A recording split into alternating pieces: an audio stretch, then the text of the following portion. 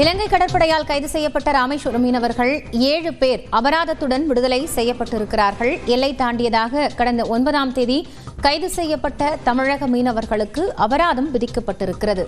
6 மீனவர்களும் இந்திய மதிப்பில் தலா 87,000 ரூபாய் செலுத்த வேண்டும் என்று உத்தரவு பிறப்பிக்கப்பட்டிருக்கிறது.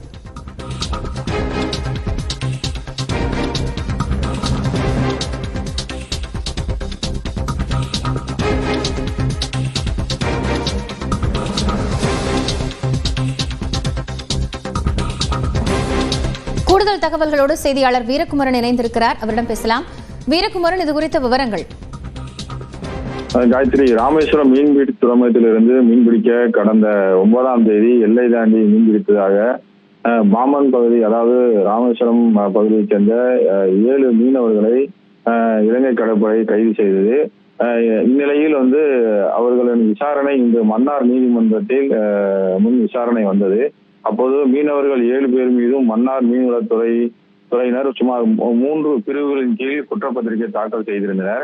இதையடுத்து வழக்கை விசாரித்த நீதிபதி 6 மீனவர்களுக்கு தலா அதாவது இலங்கை மதிப்பில் 3 லட்சம் ரூபாய், அதாவது இந்திய மதிப்பில் 87,000 ரூபாய் அபராதமும், மற்றொரு மீனவர் இருதய நோயால் பாதிக்கப்பட்டவர் என்பதால் அதாவது இலங்கை மதிப்பில் 50,000, இந்திய மதிப்பில் 14,500 அபராதம் விதித்து உத்தரவிட்டார்.